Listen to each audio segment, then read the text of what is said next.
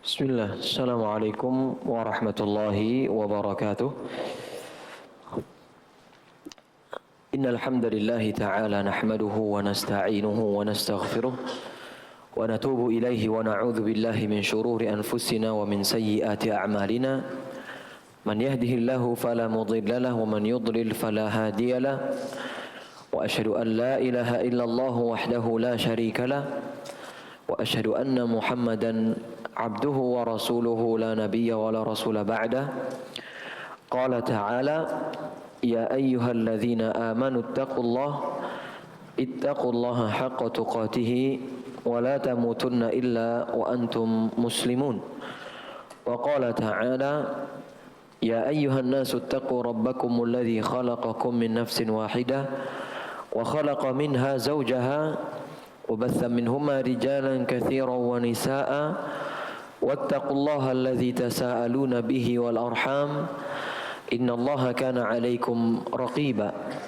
Wa qala ta'ala ya ayyuhalladzina amanu ittaqullaha wa qulu qawlan sadida yuslih lakum a'malakum wa yaghfir lakum dhunubakum wa man yuti'illaha wa rasulahu faqad faza fawzan 'azima. Amma ba'd fa inna asdaqal hadithi kitabullah wa khairul hadi Muhammadin sallallahu alaihi wasallam wa syarrul umuri muhdatsatuha fa inna kulla muhdatsatin fid dini bid'ah wa kulla bid'atin dhalalah wa kulla dhalalatin finnar. Ma'asyiral muslimin wal muslimat rahimani wa rahimakumullah. Bapak-bapak, ibu-ibu, saudara-saudari dan para sepuh dan orang tua yang kami muliakan dan yang kami cintai karena Allah Subhanahu wa taala. Pertama-tama marilah kita senantiasa bersyukur kepada Allah Azza wa Jal atas segala limpahan karunia yang telah Allah berikan kepada kita. Yang mana dengan kenikmatan yang Allah berikan, Allah masih mudahkan langkah kita untuk menuju ke masjid yang semoga Allah berkahi ini di dalam rangka menunaikan kewajiban kita, yaitu sholat maghrib secara berjamaah, kemudian dilanjutkan dengan bermajlis ilmu, yang mana dengan amalan-amalan tersebut kita memohon dan berharap kepada Allah Subhanahu wa taala. Allah akan meninggikan derajat kita, Allah akan mengampuni dosa-dosa kita, dan Allah akan mudahkan hisab kita, dan hingga akhirnya Allah Subhanahu wa taala masukkan kita ke dalam surganya nanti. Amin ya rabbal alamin. Kemudian tidak lupa salawat dan salam semoga selalu terlimpahkan dan tercurahkan kepada suri tauladan kita, panutan kita, baginda tercinta Nabi Muhammad sallallahu alaihi wasallam, dan kepada seluruh keluarganya serta kepada para pengikutnya yang senantiasa mengamalkan sunnahnya dan juga berupaya untuk meninggalkan larangannya hingga hari kiamat nanti tiba. Ma'asyiral muslimin wal muslimat rahimani wa rahimakumullah. Sebelum kita masuk ke dalam pembahasan kita, maka marilah kita sama-sama merenungkan sabda Nabi sallallahu alaihi wasallam, yang mana Nabi sallallahu alaihi wasallam memuji orang-orang yang menuntut ilmu, dan tidak hanya Rasulullah sallallahu alaihi wasallam, namun juga para malaikat juga ikut mendoakan orang-orang yang sedang menuntut ilmu. Kemudian tidak hanya malaikat, namun seluruh makhluk, baik itu yang ada di atas daratan ataupun yang ada di dalam lautan, mereka semua meminta ampun bagi para penuntut ilmu. Kemudian di antara sabda Nabi Muhammad SAW yang lainnya, Nabi SAW bersabda, man yuridillahu bihi khairan yufaqihu fid din. Barang siapa yang Allah kehendaki baginya kebaikan, maka Allah akan jadikan dirinya paham terhadap agamanya. Maka bersyukur kita kepada Allah Subhanahu wa taala tatkala Allah masih memberikan kemudahan untuk kita duduk di majelis ilmu. Sejatinya Allah masih menginginkan kebaikan untuk kita semua. Maka ini adalah nikmat yang luar biasa, dan ini adalah nikmat yang tidak boleh kita berhenti bersyukur darinya. Bagaimana tidak? Sebagaimana pernyataan oleh para ulama terdahulu, laulal ilm lakana an-nasu kal bahaim. Kalaulah bukan karena ilmu, maka sesungguhnya manusia itu enggak ada bedanya dengan hewan ternak. Hewan ternak hanya memiliki insting, namun tidak memiliki akal sehat. Maka jangan sampai kita hanya memiliki insting namun tidak memiliki akal sehat, ataupun akal yang telah Allah berikan tidak kita gunakan seutuhnya. Ya. Maka kehidupan kita harus dengan ilmu. Setiap perkara yang kita lakukan harus ada ilmunya. Maka tatkala Allah mudahkan kita untuk duduk di majelis ilmu, hendaknya kita bersyukur dengan sebenar-benarnya bersyukur. Dan ini adalah ucapan juga, atau ada ucapan yang diucapkan oleh Nabi SAW tatkala beliau kedatangan tamu dari Abdul Qais, ya. Beliau SAW mengatakan, yang mana Abdul Qais ini mereka sengaja menuntut ilmu kepada Nabi SAW di bulan haram, yang mana mereka mengatakan cuma di bulan itu kami bisa menuntut ilmu kepadamu. Adapun di selain itu ada orang-orang kufar dari orang-orang Khuzai, ya, mereka menghalangi dan lain seterusnya. Hingga akhirnya Nabi SAW mengatakan, marhaban bikum, ahlan wa sahlan, ya, selamat datang untuk kalian semua. Kalian semua adalah kaum yang tidak akan dihinakan, dan kalian adalah kaum yang tidak akan pernah tersesat. Atau kama qala sallallahu alaihi wasallam. Maka sejatinya orang yang menuntut ilmu adalah orang-orang yang tidak akan tersesat, dan orang-orang yang menuntut ilmu adalah orang-orang yang diridhai oleh Allah Subhanahu wa taala. Maka bersyukur kita kepada Allah Subhanahu wa taala atas kemudahan yang telah Allah berikan. Jamaah sekalian rahimani wa rahimakumullah. Pada kesempatan yang lalu kita sudah masuk ke dalam pembahasan rukun iman yang ketiga, yaitu beriman kepada kitab-kitab Allah Azza wa Jal. Iya, yang mana pada pertemuan yang lalu sudah kita bahas secara ringkas, ya, pernyataan atau perkataan yang dituliskan oleh guru kita Al-Ustaz Firdan Dirja hafizahullah taala. Iya, di situ beliau menyebutkan berbagai macam rincian, ya, apa itu kitab dan apa urgensi dari beriman kepada kitab-kitab Allah.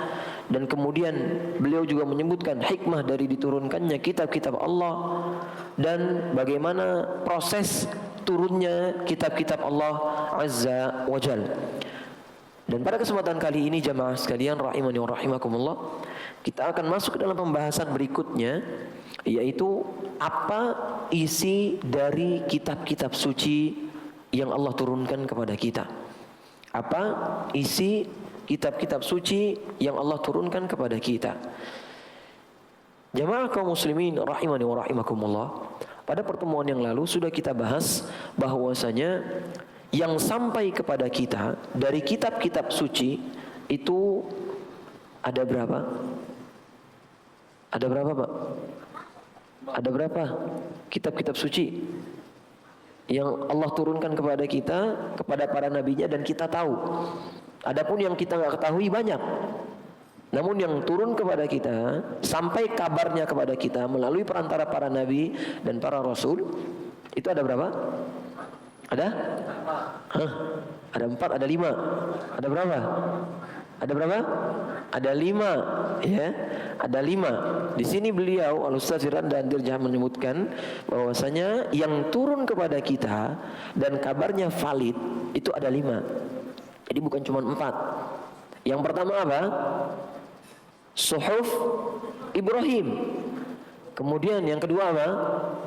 Suhuf Musa, ya, atau yang disebutkan oleh para ulama suhuf Musa itu sejatinya juga termasuk apa? Taurat atau Zabur? Taurat, ya. Kemudian ada juga yang turun kepada kita kabarnya yaitu Zabur. Kemudian ada Injil, dan juga yang terakhir dan sebagai penutup dari semuanya menjadi muhaimin untuk semuanya yaitu apa? Al-Qur'an. Adapun suhuf Ibrahim diturunkan kepada siapa? Nabi Ibrahim. Adapun Zabur diturunkan kepada siapa? Ada Daud, ada Musa. Siapa nama? Daud. Adapun Taurat diturunkan kepada siapa? Nabi Musa alaihi salam. Kemudian Injil diturunkan kepada siapa? Kepada Nabi Isa alaihi salam. Dan yang terakhir adalah Al-Quran. Ya. Baik, pada pertemuan yang lalu jemaah sekalian, kita sudah bahas di antara pembahasan yang disebutkan oleh guru kita, yaitu perbedaan antara Al-Quran, hadis qudsi, dan hadis. Siapa yang bisa menyebutkan perbedaannya, Pak? Ada hadiahnya. Harus ada hadiah biar semangat. Perbedaan antara Al-Quran, hadis qudsi, dan hadis nabawi. Tafadhol. Assalamualaikum warahmatullahi Al-Quran adalah firman Allah langsung yang diturunkan kepada Nabi Muhammad SAW. Nah. Lalu yang ada di Al-Quran. Nah. Dan ditulis di dalam Al-Quran. Lalu hadis qudsi adalah perkataan dari Allah SWT melalui Nabi Muhammad yang tidak ada di Al-Quran. Terus kalau hadis nabawi? Dan hadis nabawi adalah hadis atau sunnah Nabi Muhammad SAW, perkataan atau tindakan ya. Gitu. Ada lagi yang lebih bagus? Atau yang lebih berani? Bukan yang lebih bagus, yang lebih berani. Silakan, Pak.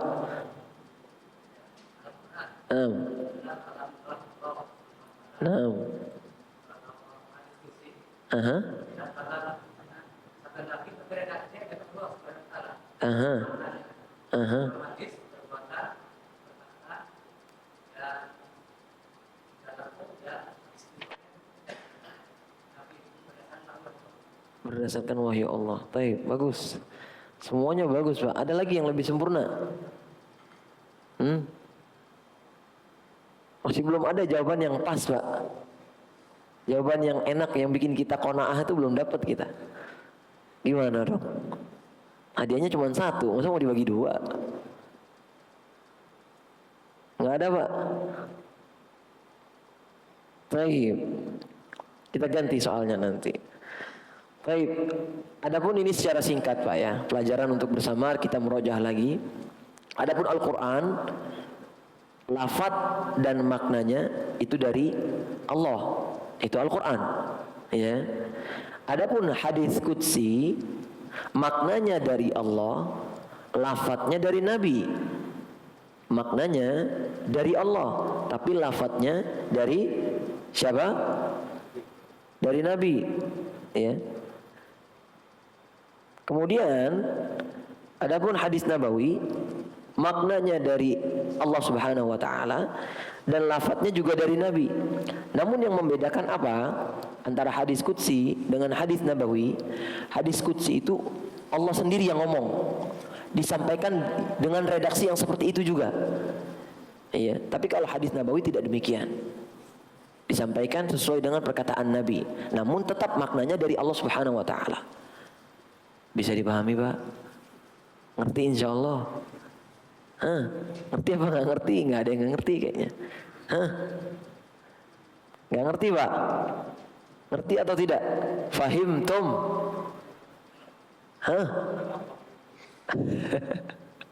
Baik, barakallahu fikum. Fa'ala kulli hal.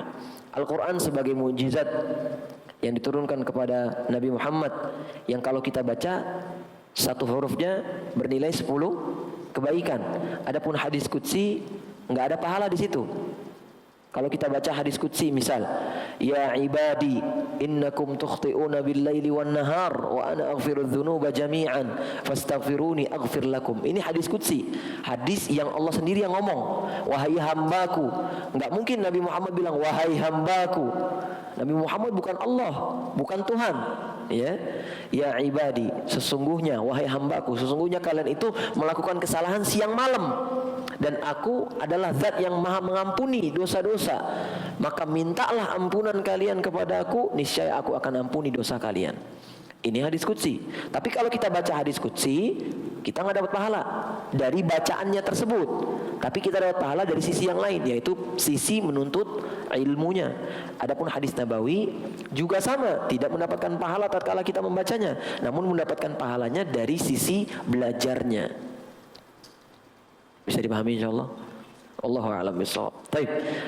Sekarang jamaah sekalian rahimani wa rahimakumullah, isi dari kitab-kitab suci itu secara garis besar Pak, sepakat semua para ulama atau para ulama menyebutkan bahwasanya kitab-kitab suci terdahulu seperti Suhuf Ibrahim, Suhuf Nabi Musa, kemudian Zabur ataupun Taurat ataupun Injil dan juga Al-Quran itu sepakat dalam 3 perkara.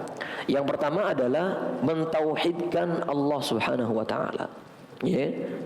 Tauhid, masalah tauhid. Ya, ini dibahas mau di Suhuf Ibrahim, mau di Taurat, mau di Zabur, mau di Injil, mau di Al-Quran, apalagi dibahas tentang tauhid, yaitu mengesakan Allah Azza wa Jal. Adapun yang kedua yaitu tentang akhlak, tentang akhlak. Adapun yang terakhir adalah tentang hari kiamat, ya. Ini yang sepakat di antara kitab-kitab yang Allah turunkan tersebut, isinya kandungannya seperti itu. Yang pertama adalah tauhid, masalah tauhid. Yang kedua adalah masalah akhlak, dan yang ketiga adalah masalah hari kiamat. Adapun yang menjadi perbedaan antara satu dengan yang lainnya adalah dalam masalah syariat, ya. Entah itu perincian hukum-hukum baik secara muamalah ataupun secara ibadah, maka ini berbeda-beda. Setiap kitab Allah itu memiliki penjelasan yang berbeda-beda. Baik. Dalilnya apa? Kata Nabi SAW dalam sebuah hadis yang diriwayatkan oleh Imam Al-Bukhari, hadis 3443. Hadis 3443. Kata Nabi Muhammad SAW, "Ana aulan nasi bi Isa bin Maryam fid dunya wal akhirah." Aku adalah orang yang paling berhak dengan Isa bin Maryam di dunia maupun di akhirat. Kata Nabi SAW, "Wal anbiya'u ikhwatun li'allat." Ya. Dan para nabi terdahulu itu adalah satu saudara, satu ayah, satu ibu. Tapi mereka berbeda-beda, ya. Ummahatuhum syatta wa dinuhum wahid. Bapaknya, ibunya satu, ya.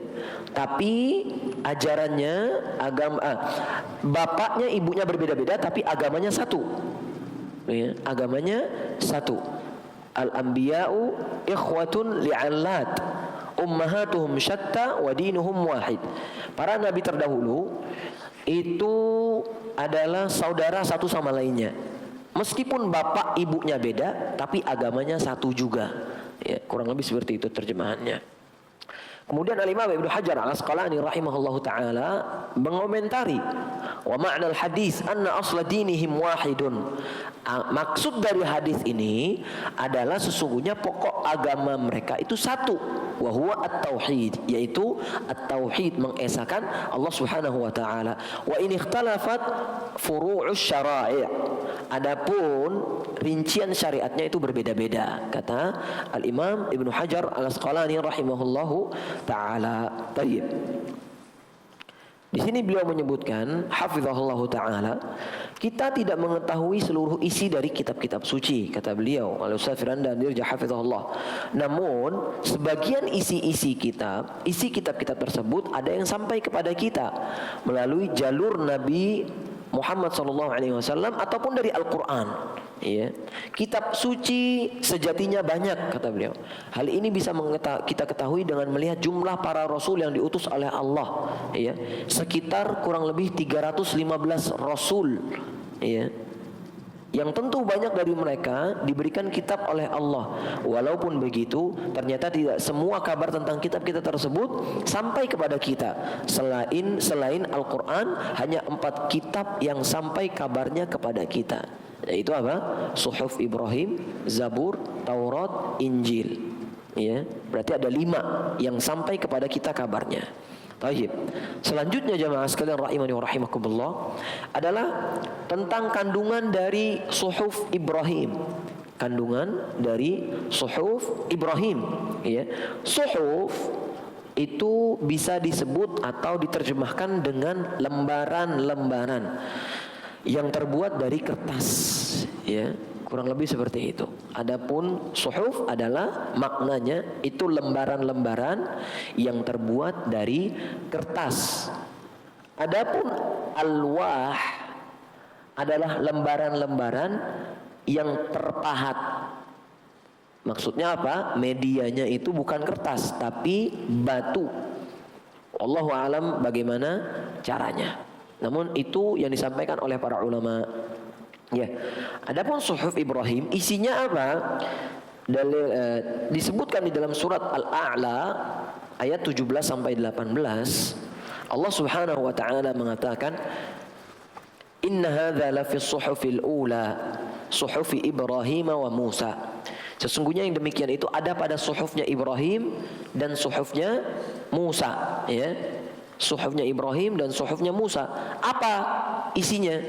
Coba kita baca bersama-sama surat Al-A'la. Sabbih isma rabbikal a'la alladzi khalaqa fasawwa walladzi qaddara fahada walladzi akhrajal mar'a faja'alahu ghutha'an ahwa sanuqri'uka fala tansa illa ma syaa Allah innahu ya'lamul jahra wa ma yakhfa wa yuyassiruka lil yusra fadhakkir in nafa'atiz dzikra sayadhakkaru man yakhsha wa yatajannabuhal ashqa alladzi yasla an-nar al-kubra thumma la yamutu fiha wa la yahya qad aflaha man tazakka wa dzakara asma rabbih fasalla bal tu'thiruna al-hayatad dunya wal akhiratu khairu wa abqa.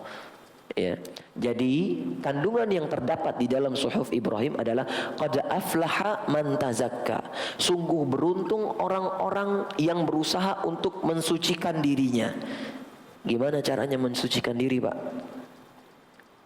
Mandi pakai kembang 7 rupa. Betul? Begitu, Pak? Nah, yaitu dengan apa? Beribadah kepada Allah Subhanahu wa taala. Apa buktinya? Wa dzakara asma rabbih fasalla. Kemudian dia, maksudnya adalah orang-orang yang tazakka, berusaha mensucikan dirinya, yaitu orang-orang yang mengingat Rabbnya kemudian dia salat. Wa dzakara asma rabbih fasalla. Iya. Nah, kemudian diantara isi kandungan dari suhuf Ibrahim adalah bal tu'thirunal hayatad dunya wal akhiratu khairu wa abqa. Akan tetapi kalian itu lebih mengedepankan kehidupan dunia, padahal akhirat lebih baik dan lebih kekal. Ya, berarti betul dalam suhuf itu tetap dibahas tentang apa? Hari kiamat, ya. Ya, adapun kandungan yang lainnya adalah kebaikan yang didapatkan oleh orang-orang yang berusaha mensucikan dirinya, baik itu dengan berzikir kepada Allah, ibadah secara umum, atau dengan sholat. Ya, ini adalah kandungan yang disebutkan oleh suhuf atau yang ada di dalam suhuf Ibrahim. Ya. Kemudian juga di dalam surat An-Najm ayat 36 sampai 39 Allah Subhanahu wa taala berfirman, am lam yunabba bima fi suhufi Musa wa Ibrahim alladhi waffa alla taziru waziratu wizra ukhra wa allaysa lil insani illa ma sa'a. Bukankah sudah dikabarkan di suhuf Musa dan suhuf Ibrahim, ya, yang mana mereka menyampaikan sesungguhnya seseorang itu tidak akan menanggung dosa selain dari dirinya sendiri. Maksudnya apa? Orang itu nggak mungkin menanggung dosa orang lain. Ya. Alla taziru waziratun wizra ukhra. Ya. Wizra ukhra. Nah, seseorang tidak akan pernah menanggung dosa orang lain. Ya. Wa allaysa lil insani illa ma sa'a. Dan tidaklah seseorang itu mendapatkan apa yang dari dia kerjakan. Ya. Ini juga sudah disampaikan oleh atau di dalam suhuf Ibrahim. Ya. Jadi isi kandungan dari suhuf Ibrahim ternyata bukan hanya sekedar anjuran untuk mensucikan jiwa, mensucikan diri, atau hanya sekedar mengingatkan tentang akhirat, namun juga peringatan bahwasanya seseorang itu tidak akan pernah menanggung dosa orang lain. Iya. Adapun dosa itu ditanggung masing-masing, gitu istilahnya seperti itu, ya. Ini dari surat An-Najm. Nah, ini adalah kandungan dari suhuf Ibrahim. Adapun berikutnya jemaah sekalian rahimani wa rahimakumullah, kitab yang kedua yaitu kitab Taurat. Di sini beliau sebutkan, sebenarnya Taurat juga suhufnya Nabi Musa, dan Taurat juga disebut al-alwah, ya.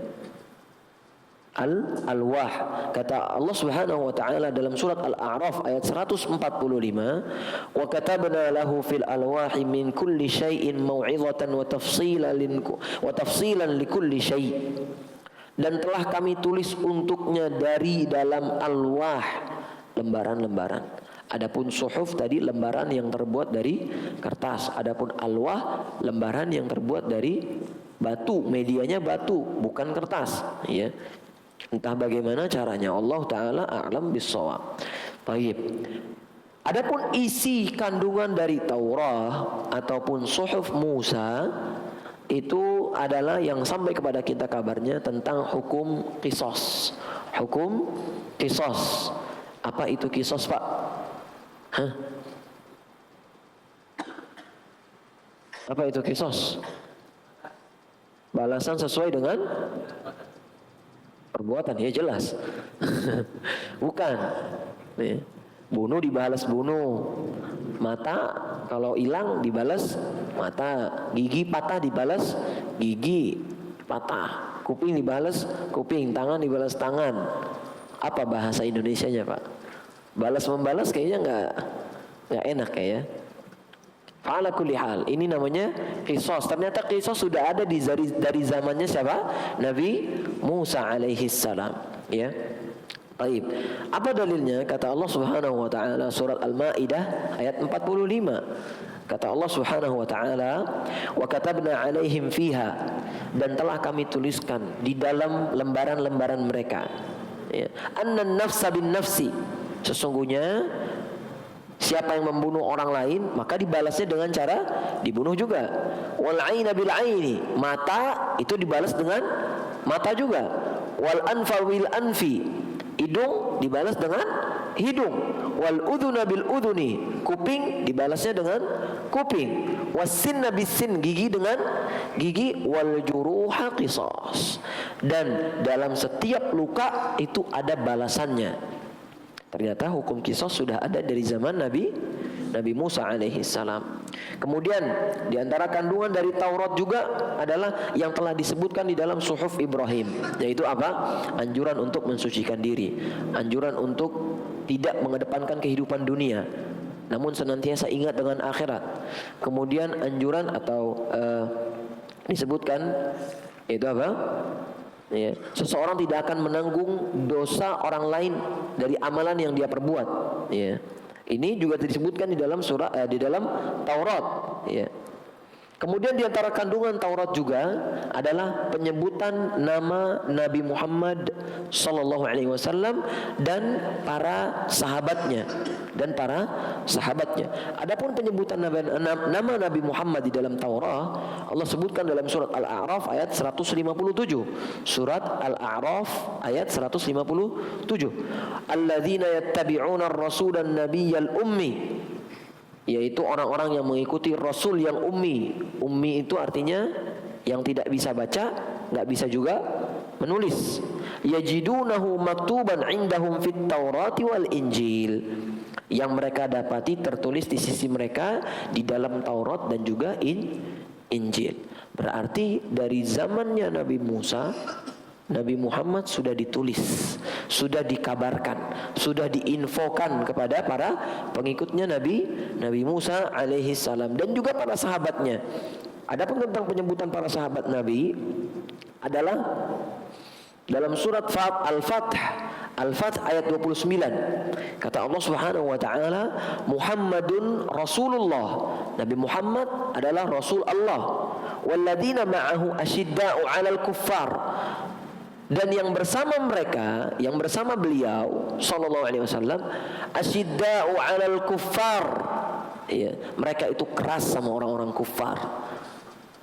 Ruhama'u bainahum, namun mereka saling menyayangi satu sama lain antara mereka dan para sahabat lainnya.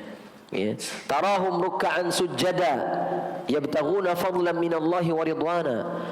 Engkau melihat mereka ruku, sujud, ya, Dengan ruku, dengan sujud mereka mengharapkan keutamaan dari Allah Subhanahu wa taala. Simahum fi wujuhihim min atharis sujud. Ya. Ciri-ciri mereka, tanda-tanda mereka itu kelihatan dari bekas-bekas sujud mereka, ya, dari wajah-wajah mereka, karena ada bekas sujudnya di situ. Dzalika matsaluhum fit Taurah wa matsaluhum fil Injil. Yang demikian ada permisalannya di dalam Taurat dan juga dalam Injil, ya. Baik. Nah, ini diantara kandungan yang terdapat dalam Taurat, ya. Kemudian di antara kandungan yang didapatkan di dalam Taurat adalah hukum rajam bagi yang berzina. Hukum rajam bagi yang berzina. Jadi di zamannya Nabi Musa ternyata sudah ada hukum rajam. Sudah ada hukum rajam, ya. Namun perlu kita ketahui jamaah sekalian rahimani wa rahimakumullah, di zaman dahulu rajam itu ditutup-tutupin sama para pembesarnya. Sama pembesar orang-orang zamannya Nabi Musa, iya, yang mereka tidak mau beriman kepada Nabi Musa dan ajarannya, itu mereka menyembunyikan atau menutup-nutupi hukum rajam, iya. Jadi di zaman dulu hukum rajam hanya berlaku bagi rakyat jelata, yang miskin-miskin doang. Adapun yang saudagar-saudagar, yang punya jabatan, itu hukuman rajamnya diganti sama mereka. Dicari alternatifnya menjadi apa? Kalau ada orang ketahuan berzina, itu cuma diarak pakai keledai, mukanya dicoret-coret. Udah diarak doang. Dikelilingin kampungnya. Tapi kalau yang berzina ternyata orang rendahan, itu betul-betul dirajam. Ya, betul-betul dirajam. Dilempar pakai apa? Pakai batu, ya. Dilempar pakai batu. Dan ini terjadi hingga akhirnya Nabi SAW pernah mengatakan, ya, hadisnya dibawakan oleh sahabat Nabi mulia Abdullah bin Umar radhiyallahu taala anhuma. Ya, ini menarik, Pak. Annal Yahuda ja'u ila Rasulillah SAW. Suatu hari ada orang-orang Yahudi mendatangi Rasulullah SAW. Fadzakaru lahu anna rajulan minhum wa imra'atan zanaya. Dan mereka, orang-orang Yahudi ini, menyebutkan kepada Nabi SAW, ya, atau ya, ya, mereka menyampaikan bahwasanya di tempat kami, itu orang-orang Yahudi, ada seorang laki-laki dan perempuan berzina, ya, berzina. Kemudian Nabi SAW berkata kepada mereka, "Ma tajiduna fit Taurati fi sya'nir rajam?" Apakah kalian mendapatkan di dalam kitab Taurat tentang permasalahan rajam? Iya. Kemudian mereka menjawab, faqalu tafdahuhum wa yujladun. Ya. Kami mempermalukan mereka dan kami hanya menyambuk mereka, kata orang-orang Yahudi ini. Ya. Jadi gak dirajam, gak ditimpukin pakai batu, enggak, tapi cuman dibikin malu sama dicambukin doang, itu. Hingga akhirnya Nabi seorang sahabat yang mulia, Abdullah bin Salam, faqala Abdullah bin Salam. Abdullah bin Salam ini dulunya pendeta, Pak, yang dia tahu tentang Taurat. Namun dia mu'allaf, masuk ke dalam agama Islam. Terus Abdullah bin Salam mengatakan, kadzabtum, kalian dusta, kalian bohong, ya. Inna fiha rajam, sesungguhnya di dalam Taurat itu ada rajam, ada pembahasan tentang rajam. Fa'atau bin Taurati fanasharuha. Kemudian mereka, orang-orang Yahudi ini, membawakan kepada Nabi SAW Taurat. Iya, dulu di zaman Nabi Taurat itu nggak sekecil gini mungkin, Pak. Ya, tapi gede lembarannya, ya. Taib. Kemudian fanasharuha, kemudian mereka bentangkan Taurat tersebut di hadapan siapa? Nabi SAW dan Abdullah bin Salam radhiyallahu taala anhu. Kemudian, ya, fawada'a ahaduhum yadahu ala ayatir rajam. Namun, ya, namanya orang Yahudi, mereka cerdas. namun cerdasnya dalam rangka kezaliman. Ketika ada ayat rojam dipaparkan, ditutupin pakai tangannya gini Pak, nggak kelihatan sama dia. Jadi supaya Nabi sama yang lainnya nggak kelihatan. Ya. Fawada'a ahaduhum yadahu ala ayatir rajam. Salah satu di antara mereka menutup ayat rajam dengan tangan mereka, dengan tangannya. Ya. Faqara'a ma qablaha wa ma ba'daha. Terus tatkala udah ditutup ayat rajamnya, dia baca ayat sebelumnya dan ayat setelahnya. Ayat rajam di-skip sama dia. Ya, di-skip, dilewatin begitu aja. Kemudian faqala lahu Abdullah bin Salam. Kemudian Abdullah bin Salam, sahabat Nabi yang mulia, berkata kepada orang yang nutup-nutupin tadi. Ya, apa katanya? Irfa' yadak. Farafa'a yadahu fa idza fiha ayatul rajam. Angkat tanganmu wahai fulan. Ya, kata Abdullah bin Salam, diangkatlah tangannya. Ternyata betul di balik tangan tersebut ada ayat rajam, ya. Kemudian faqalu sadaqa ya Muhammad, wahai Muhammad, ini orang benar. Ya, ini orang benar ternyata di dalam Taurat ada hukuman rajam, ya. Fa amara bihima Rasulullah sallallahu alaihi wasallam farujima. Hingga akhirnya apa? Dua orang laki-laki dan perempuan tadi yang berzina tadi dipanggil sama Nabi, disuruh untuk apa? Dirajam, ditimpukin pakai apa? Pakai batu. Sampai apa, Pak? Sampai mati. Ya. Kemudian kata Abdullah, ya, fara'aitu ar-rajula yajna'u 'alal mar'ati yaqihal hijarah. Kata Abdullah bin Salam yang ada di situ, aku melihat si perempuan atau si laki-laki ini menghalangi si perempuan tatkala ditimpuki batu. Ya. Jadi betul-betul ternyata dirajam mereka akhirnya. Ya, Allah Ta'ala a'lam bishawab. Nah, maka dari Taurat ini, Pak, ya, bisa kita simpulkan bahwasanya kandungannya yang sampai ke kita itu satu adalah apa? Qisas. Yang kedua, anjuran untuk mensucikan jiwa dan meninggalkan kehidupan dunia, fokus terhadap kehidupan akhirat. Kemudian penyebutan nama Nabi Muhammad dan penyebutan nama para sahabat Nabi Muhammad SAW. Dan yang kelima adalah apa? Rajam. Yang kelima adalah rajam. Baik. Jemaah sekalian rahimani wa rahimakumullah. Di antara kitab-kitab Allah yang berikutnya, yang ketiga, yaitu apa? Zabur, ya. Adapun Zabur, kata beliau hafizahullahu taala, nabi-nabi yang datang setelah Musa semuanya berhukum dengan Taurat. Nabi-nabi yang datang setelah Musa semuanya berhukum dengan Taurat. Bapak-bapak sekalian dan ibu-ibu yang semoga dimuliakan oleh Allah, perlu kita ketahui bahwasanya sebelum datang Nabi Isa, para nabi-nabi terdahulu, para rasul-rasul terdahulu itu berhukum dengan kitabnya Nabi Musa, yaitu apa? Taurat. Padahal setelah Nabi Musa itu masih banyak lagi nabi-nabi. Masih banyak nabi-nabi. Di antaranya siapa, Pak? Siapa nabi yang datang setelah Nabi Musa? Siapa yang hafal urutan-urutan nabi, Pak? Sebenarnya, Pak, kalau kita hafal yang 25 nabi itu dah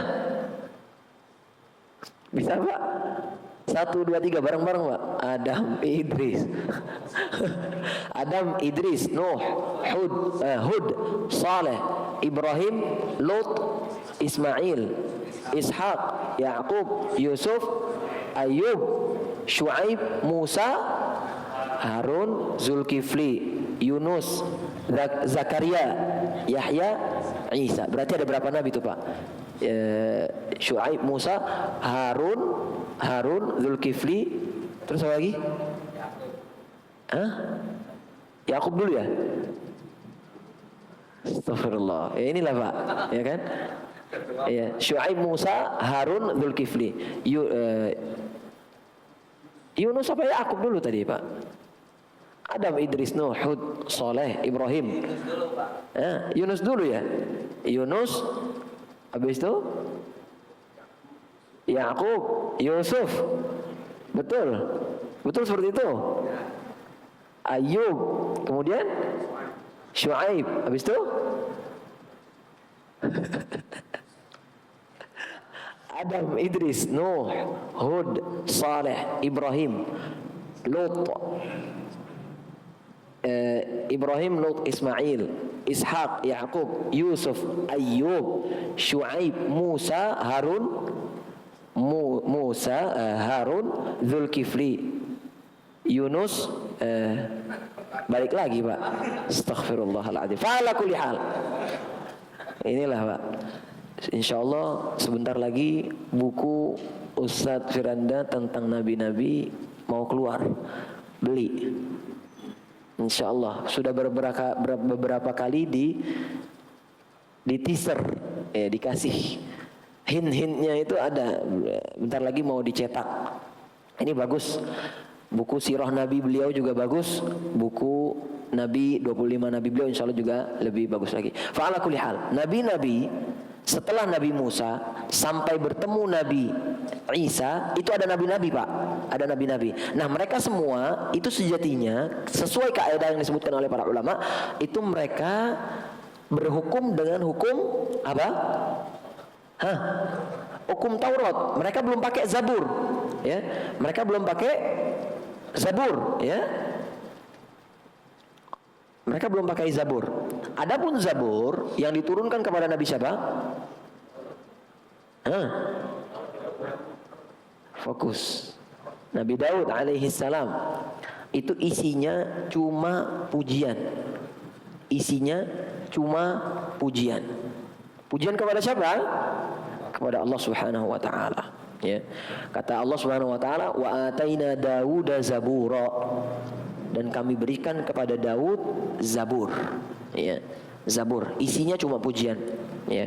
Kata Nabi SAW, atau disebutkan oleh Al-Imam Qatadah Ibn Di'amah As-Sadusi rahimahullah ta'ala, seorang ulama mufassir di zamannya, ya, ahli tafsir di zamannya, yang mana beliau ini kalau tidak salah tabi'in atau tabi'ut tabi'in, wallahu ta'ala alam, ya. Hidup di zaman itu, hidup di zaman setelah para sahabat meninggal semuanya, ya. Dan ini termasuk salah satu di antara imam mufassir terdahulu, Qatadah Ibn Di'amah As-Sadusi rahimahullah ta'ala. Beliau menyebutkan, wa ata Daud zabura, sesungguhnya Allah memberikan Zabur kepada Daud. Kunna nuhadditsu du'aun 'allimahu Daud. Kami dikabarkan bahwa Zabur adalah doa-doa yang diajarkan kepada Daud. Tahmidun wa tamjid, yang isinya itu berupa pujian dan pengagungan kepada Allah Subhanahu wa taala.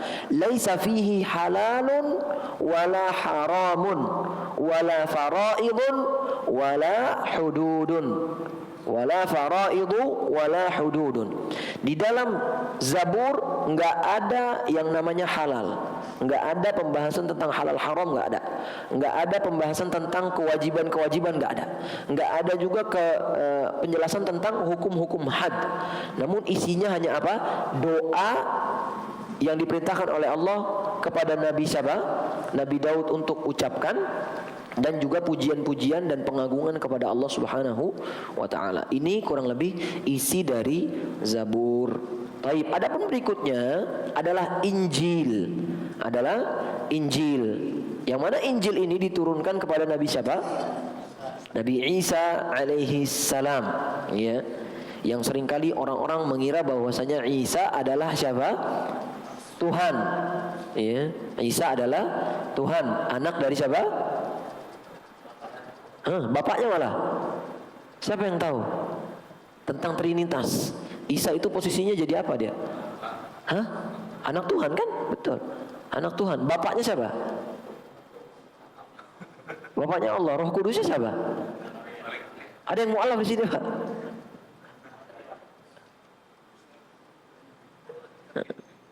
Oh gitu. Masya Allah. Ya, fa'ala kulli hal, ya. Adapun Isa adalah nabi, ya. Kata Allah Subhanahu wa taala, qala inni abdullah atani alkitab.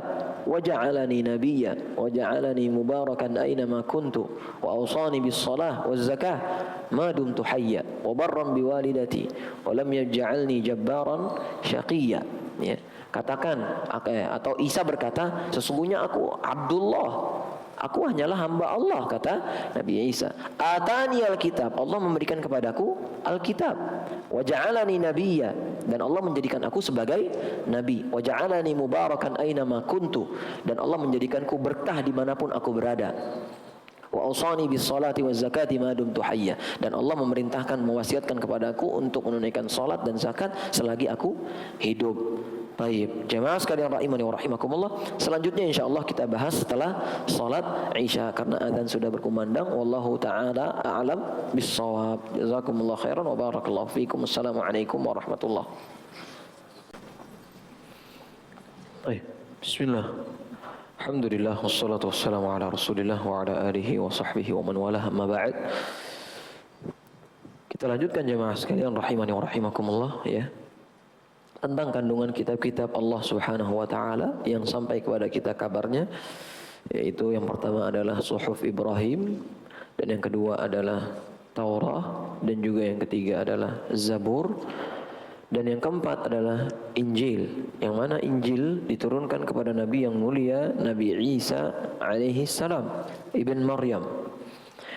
Dan Injil adalah kitab yang menghapus sebagian isi dari Taurat, sebagian isi dari Taurat, ya. Namun tidak seutuhnya dihapuskan oleh Injil, namun hanya sebagiannya saja, ya. Makanya di antara orang-orang Yahudi itu enggak mau atau enggan untuk beriman kepada Injil, karena menurut mereka Taurat adalah harga mati, dan Taurat tidak boleh dimansuhkan atau tidak boleh dihapuskan dengan Injil. Allah Subhanahu wa taala berfirman tentang ucapan Nabi Isa alaihi salam, ya, dalam surat Ali Imran ayat 50. Wa musaddiqan lima bayna yadayya minat Taurah wa liuhilla lakum ba'dha alladhi hurrima 'alaikum wa ji'tukum bi ayatin min rabbikum fattaqullaha wa ati'un. Kata Nabi Isa alaihi salam dalam firman Allah Subhanahu wa taala, dan sebagai pembenar terhadap Taurat yang ada pada kalian, ya, dan agar aku menghalalkan sebagian yang telah kalian haramkan kepada kalian, atau sebagian yang telah diharamkan kepada kalian sebelumnya. Dan aku datang kepada kalian dengan ayat dari Rabb kalian, maka bertakwalah kalian kepada Allah dan taatilah aku, ya. Kemudian jemaah sekalian rahimani wa rahimakumullah, ini adalah secara garis besar tentang Injil, ya. Yaitu tugas Injil adalah memansuhkan sebagian dari hukum-hukum yang ada di Taurat, ya. Yaitu Taurat yang diturunkan kepada Nabi siapa? Nabi Musa atau Nabi Daud? Nabi Musa. Mumtaz. Barakallahu fikum. Baik, adapun isi Injil yang disampaikan atau sampai kabarnya kepada kita adalah penyebutan sahabat Rasulullah, ya, sebagaimana tadi di dalam apa? Di dalam Taurat juga sudah disebutkan, atau ya, di dalam Taurat sudah disebutkan tentang sahabat Nabi, dan di Injil pun juga demikian. Dzalika mathaluhum fit Taurah wa mathaluhum fil Injil kazar'in akhraja shat'ahu fa'azarahu fastaghladha fastawa 'ala suqihi yu'jibu az-zurra' liyaghidha bihimul kuffar. Ya. Dan permisalan mereka, maksudnya para sahabat Nabi, itu seperti di Injil juga, ya. Seperti benih yang mengeluarkan tunasnya, kemudian tunas itu semakin kuat lalu menjadi besar dan tegak lurus di atas batangnya. Tanaman tersebut menyenangkan para penanamnya, karena Allah ingin membuat jengkel orang-orang yang kafir dengan mereka, ya. Jadi sengaja Allah sebutkan perumpamaan para sahabat Nabi itu seperti benih, yang mana benih ini menjadi sebuah tanaman yang kokoh, menjadi sebuah pohon yang kokoh, ya. Semakin seseorang melihat kebesarannya, semakin musuh-musuhnya itu nggak suka atau benci dengan para sahabat Nabi. Nah, ini diantara keutamaan yang disebutkan oleh Allah Subhanahu wa taala dalam Injil tentang para sahabat Nabi sallallahu alaihi wasallam. Para sahabat Nabi itu kan tugasnya menyimak atau mendapatkan dakwah dari Nabi, kemudian apa yang mereka dapatkan mereka sebarkan ke orang lain. Makanya orang-orang Yahudi itu enggak suka dengan orang-orang Muslim, khususnya para sahabat Nabi di zaman itu. Baik. Kemudian diantaranya juga isi dari Injil adalah penyebutan nama Nabi Muhammad SAW, yang mana Allah sebutkan dalam surat As-Saff ayat 6. Ya, As-Saff ini juz ke-28 ya, juz ke-28 ayat ke-6. Kata Allah Subhanahu wa taala, "Wa idz qala Isa ibn Maryam ya bani Israil inni Rasulullah ilaikum musaddiqan lima baina yadayya minat Taurah wa mubasysyiran bi rasulin ya'ti min ba'di ismuhu Ahmad." Dan ingatlah tatkala Nabi Isa alaihi salam berkata, anaknya Maryam, "Wahai Bani Israel, wahai Bani Israel, inni Rasulullah ilaikum musaddiqan lima baina yadayya minat Taurah." Ya. Aku ini adalah betul-betul utusan Allah Subhanahu wa taala dan pembenar terhadap Taurat yang ada pada kalian. Wa mubasysyiran bi rasulin, dan aku ingin memberikan atau sebagai pemberi kabar gembira dengan nabi yang akan datang nanti ini. Ismuhu Ahmad. Namanya itu siapa? Ahmad. Di antara nama Nabi Muhammad adalah apa? Ahmad, Muhammad, Al-Mahi, dan yang lainnya. Ada banyak nama Nabi, sebutan nama Nabi. Namun di Injil disebutkan bahwasanya nama Nabi sudah disebutkan namanya, tapi di Injil Ahmad, bukan Muhammad. Baik, ini adalah kandungan dari Injil. Dan juga Allah Subhanahu wa taala mengatakan dalam surat Al-A'raf ayat 157, "Alladzina yattabi'una ar-rasula an-nabiyyal ummi alladzina yajidunahu maktuban 'indahum fit Taurati wal Injil." Sama seperti yang tadi di Taurat ya. Rasulullah SAW disebutkan bahwasanya ada rasul yang ummi. Ummi itu artinya enggak bisa baca, enggak bisa nulis ya. Taib. Ini adalah kandungan yang terdapat di dalam kitab-kitab Allah yang sampai kabarnya kepada kita. Adapun kitab-kitab Allah yang belum sampai kepada kita kabarnya, maka kita harus betul-betul mengimaninya dengan seutuhnya. Baik, pembahasan berikutnya di halaman 463, Al-Ustaz Firan dan Dirja menyebutkan tentang keistimewaan Al-Quran dibanding dengan kitab-kitab suci sebelumnya. Yang mana di sini beliau sebutkan ada kurang lebih 4 keistimewaan. Ya, adapun yang pertama, keistimewaan yang dimiliki oleh Al-Quran namun tidak dimiliki oleh kitab-kitab sebelumnya, yaitu 1. Al-Quran sangat mudah untuk dihafal.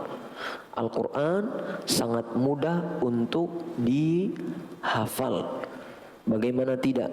Kita ambil contoh. Al-Imam Asy-Syafi'i rahimahullahu ta'ala.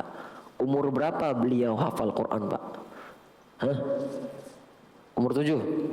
Umur 7 atau 8? Umur 7. Umur 8 beliau jadi apa? Imam Syafi'i rahimahullahu ta'ala. Umur 7 beliau hafal Quran. Umur 8 kalau tidak salah beliau disuruh ngisi kajian. Atau di umur 10 lupa. Sekitar segitu Pak, bayangin. Berarti Pak, sejatinya Al-Quran itu mudah dihafalkan atau tidak?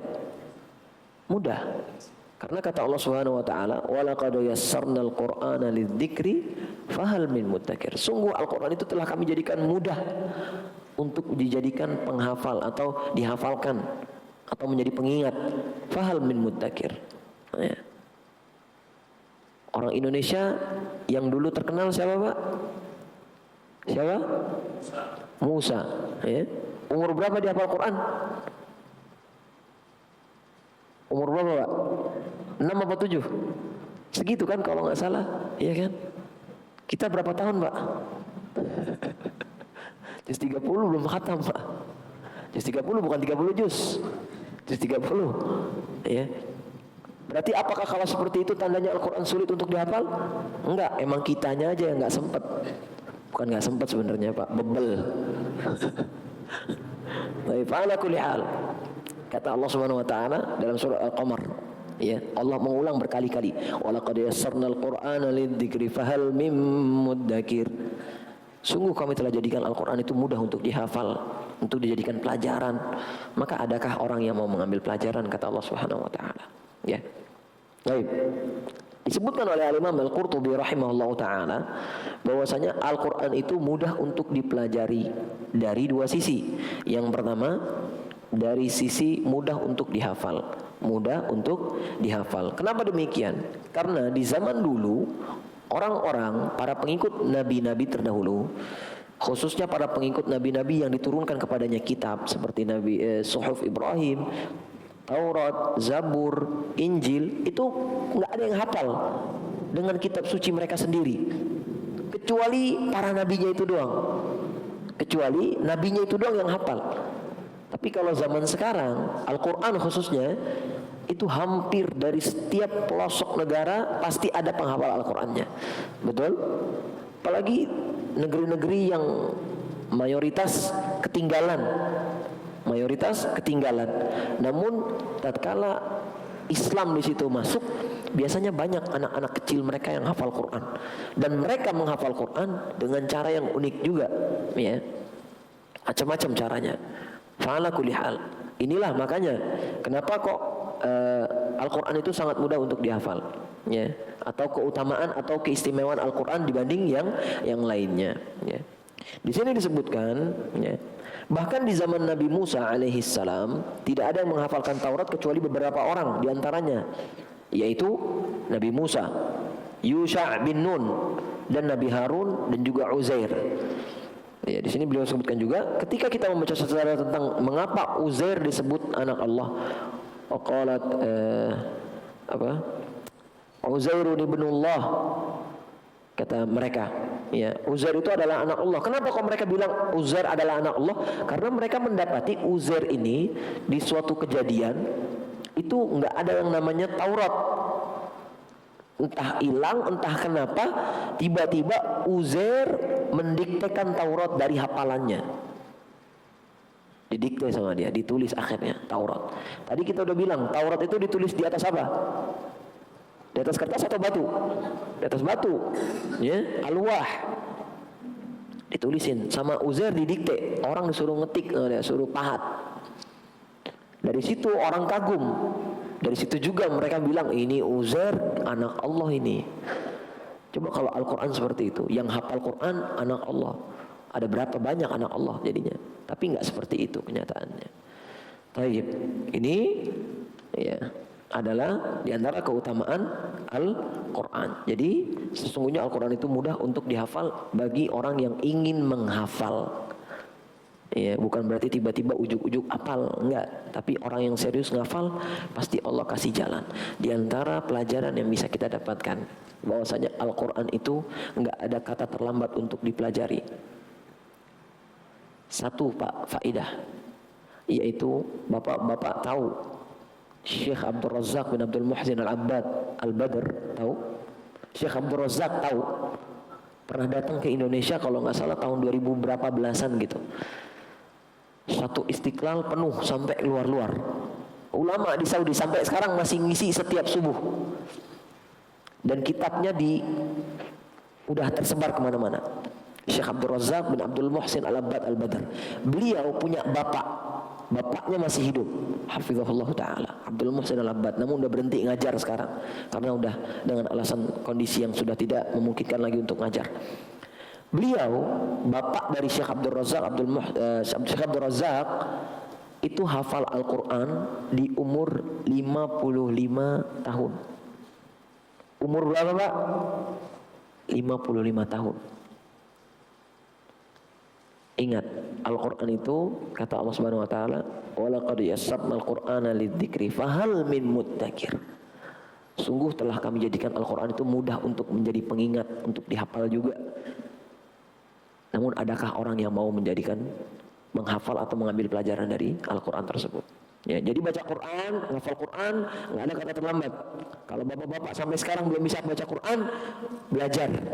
Jangan malu, jangan merasa terlambat. Satu, jangan sampai nyesel ketemu Allah nggak bisa baca Quran. Jangan sampai nyesel. Ketemu Allah nggak bisa baca Quran. Baca Quran Allah udah kasih umur 50, 60 tahun, nggak bisa baca Quran. Apa nanti hujah di hadapan Allah Subhanahu wa taala? Alhamdulillah di masjid ini kalau tidak salah ada tahsinnya, betul? Ada tahsinnya kan? Daftar. Kalau ada gelombang lagi, daftar lagi atau cari di masjid lain kalau emang nggak ada. Ya, pilih-pilih, cari guru Al-Qur'an. Penting guru Al-Qur'an. Penting guru Al-Qur'an. Ya. Baik. Di antara sisi yang disebutkan oleh Al-Imam Al-Qurtubi rahimahullah taala adalah Al-Qur'an itu mudah untuk kita ambil pelajaran darinya, ya. Karena dalam Al-Qur'an itu ada petunjuk di situ. Dan orang-orang kalau baca terjemahan aja itu bisa gampang atau bisa paham tanpa perlu harus melihat kepada tafsir, kecuali dalam perkara yang rada pelik, ya, rada susah, maka harus baca tafsir. Dan ini harus ustadz, ulama, guru yang betul-betul tahu. Nggak bisa kita orang awam tiba-tiba baca tafsir, misal tafsirnya siapa? Al-Imam Al-Qurtubi ini, atau tafsirnya At-Tabari rahimahullahu taala. Nggak bisa kita baca itu tiba-tiba, harus step by step. Tafsir Muyassar, setelah itu tafsirnya Syekh Sa'di, setelah itu baru tafsirnya Syekh Abdul Katsir rahimahullah, setelah itu baru naik. Tapi secara global Al-Qur'an itu sangat mudah untuk dipahami. Maka ada perkataan menarik atau cerita yang menarik disebutkan oleh Ustaz Firanda Dirja dari gurunya Syekh Saleh Sindi hafizahullah taala. Sampai sekarang beliau juga masih ngajar, ya. Beliau bilang, ada seorang laki-laki dan istrinya datang ke rumah Syekh. Tatkala itu beliau bercerita, orang ini dari Prancis katanya. Dari Prancis bersama istrinya datang ke rumah Syekh. Kemudian si orang Prancis ini bercerita kepada Syekh Saleh Sindi hafizahullah ta'ala tentang bagaimana kok dia bisa Islam. Ternyata perkara dia bisa Islam karena apa, Pak? Suatu hari dia udah berusaha untuk coba bunuh diri, nyilet. Dan coba bunuh diri, ternyata diselamatkan oleh apa namanya itu, dokter lah, istilahnya dokter lah ya, dokter. Kemudian dirawat sama suster, sama nurse, ya, sama nurse. Sama nurse ini ditaruhlah Al-Quran terjemahan bahasa Prancis. Al-Quran terjemahan bahasa Prancis. Yang namanya pemulihan itu pasti kan lama, entah berapa hari dia di situ. Boring dia, bosen. Dia mundar-mandir, dia lihat ada Al-Quran pakai bahasa Prancis, bahasa dia. Dia baca, masuk dia ke dalam Al-Quran. Masuk dia ke dalam agama Islam. Lihat. Subhanallah. Semudah itu Allah memberi hidayah bagi seseorang, ya. Ini di antara sisi bahwasanya Al-Quran itu mudah untuk dihafalkan. Baik, yang kedua di antara keutamaan atau keistimewaan dari Al-Quran adalah Al-Quran mu'jizah yang Allah berikan kepada Nabi Muhammad sallallahu alaihi wasallam, ya. Mukjizat yang Allah berikan kepada Nabi Muhammad sallallahu alaihi wasallam, ya. Al-Imam Ibnu Katsir rahimahullah taala mengatakan, "Kanat mu'jizatu kulli nabiyyin fi zamanihi bima yunasibu ahla dzalika zaman." Sesungguhnya mukjizat setiap nabi di zamannya itu sesuai dengan apa yang digandrungi oleh penduduk zaman tersebut.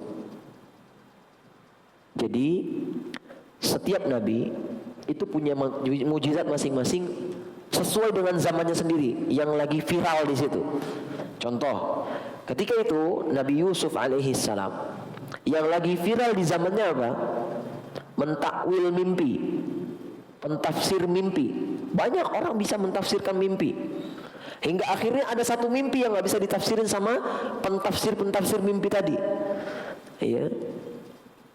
Kata mereka apa? Tatkala seorang raja itu bilang, saya mimpi ada 7 sapi kecil memakan 7 sapi besar dan lain-lainnya. Kemudian para penafsir mimpi tadi mengatakan apa? Abghathu ahlam. Ini mimpi yang ruwet, dicari-cari benang-benangnya nggak ketemu, susah, ya. Hingga akhirnya apa? Datanglah Nabi Yusuf alaihissalam. Punya mukjizat apa? Mentafsirkan mimpi sang raja. Hingga akhirnya raja tersebut mengalami apa yang dia mimpikan setelah beberapa puluh tahun. Ya.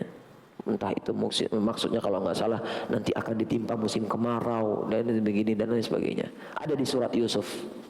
Ya. Kemudian di antara mukjizat yang Allah berikan juga kepada nabinya yang lain, yaitu Nabi Isa alaihissalam.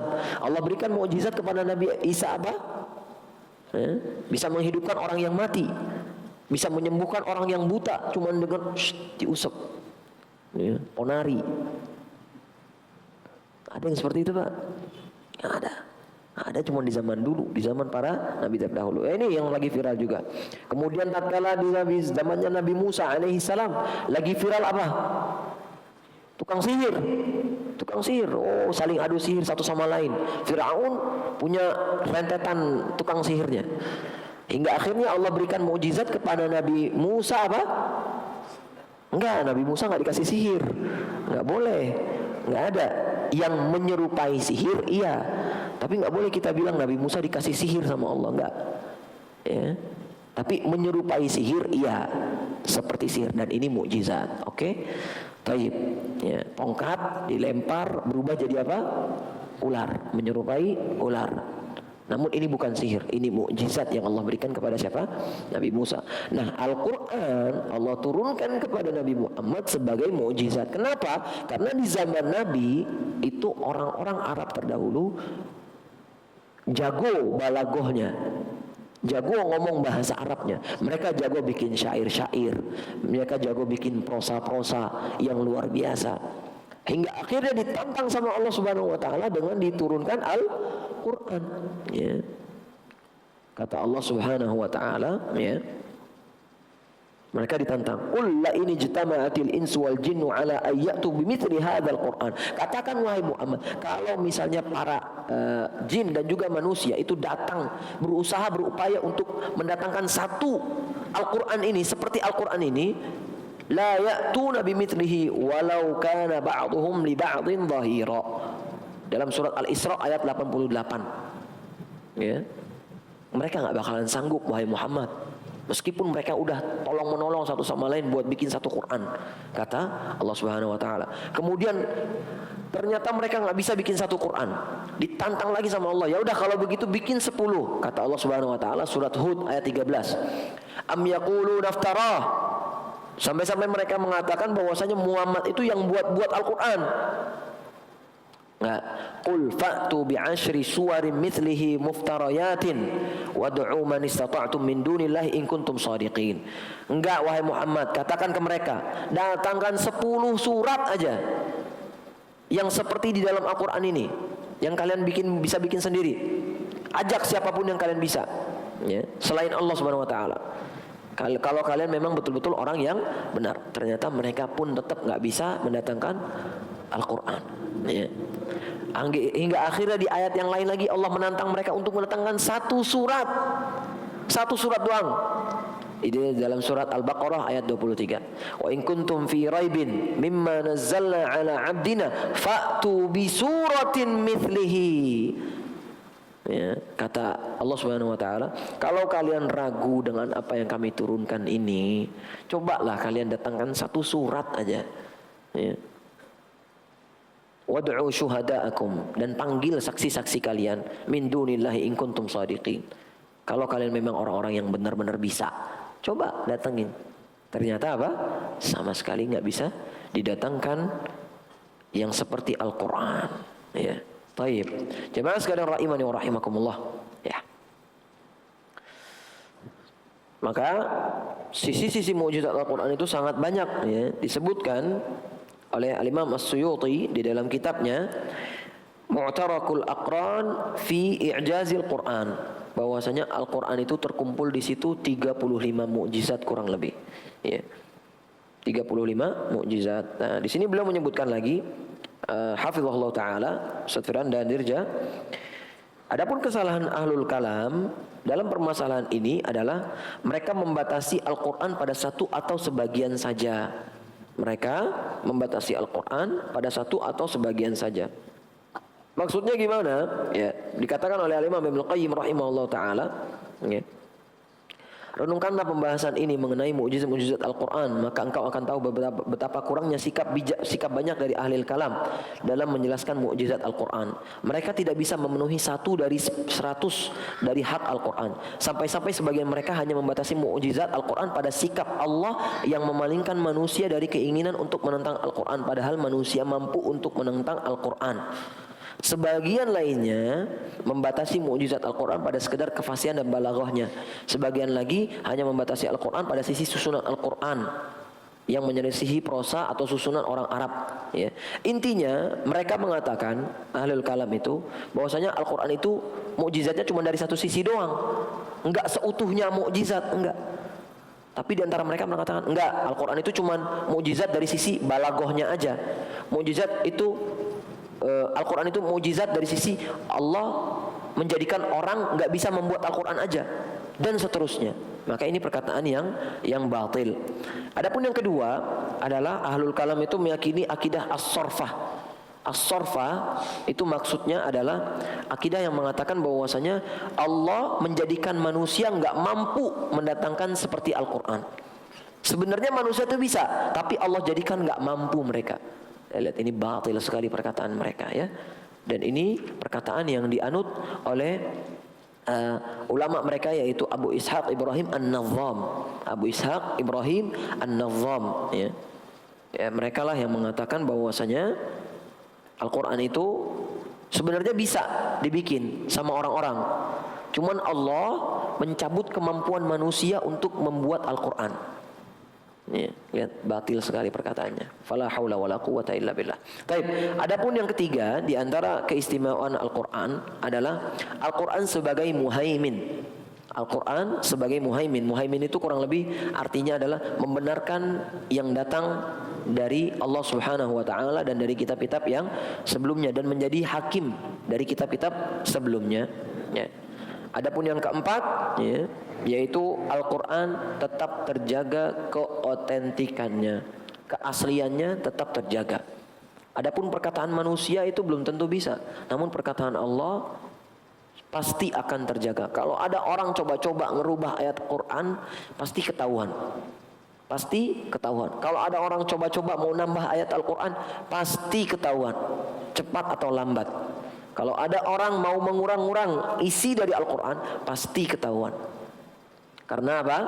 Karena Allah Subhanahu wa taala mengatakan dalam surat Al-Hijr ayat 9, "Inna nahnu nazzalna dzikra wa inna lahu lahafizun." Sesungguhnya kami yang menurunkan Al-Quran dan kami pula yang akan menjaga Al-Quran, kata Allah Subhanahu wa taala. Adapun kitab-kitab sebelumnya itu banyak yang dilencengkan darinya, seperti ayat-ayatnya dilupakan, seperti ayat-ayatnya disembunyikan, seperti tafsirnya sembarangan, seperti dikarang-karang ayat yang baru, dan yang semisalnya. Maka ini diantara keutamaan dari Al-Quran. Wallahu ta'ala a'lam bis-shawab. Adapun pembahasan berikutnya adalah pembahasan tentang Bible, pembahasan tentang Taurat secara detil, pembahasan tentang Injil secara detil, yang mana kalau kita bahas pasti akan kemana-mana, ya.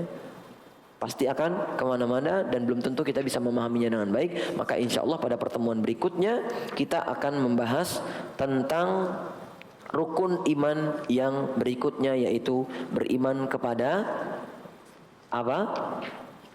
Beriman kepada apa? Beriman kepada Rasul-Rasul Allah. Rukun iman yang keempat, Pak, ya. Rukun iman yang keempat, insyaallah ta'ala. Wallahu ta'ala a'lam bissawab. Kurang lebihnya kami mohon maaf apabila telah mengambil waktu, dan kalau ada kesalahan maka itu datangnya dari kami pribadi, dan kalau ada kebenaran itu datangnya dari Allah Subhanahu wa ta'ala. Dan kami memohon ampun atas apa yang telah kami ucapkan. Jazakumullah khairan wa barakallahu fikum wa ahsanallahu ilaikum. Kita cukupkan dengan membaca doa kafaratul majlis. Subhanakallahumma wa bihamdik asyhadu an la ilaha illa anta astaghfiruka wa atubu ilaik. Wassalamu alaikum warahmatullahi wabarakatuh.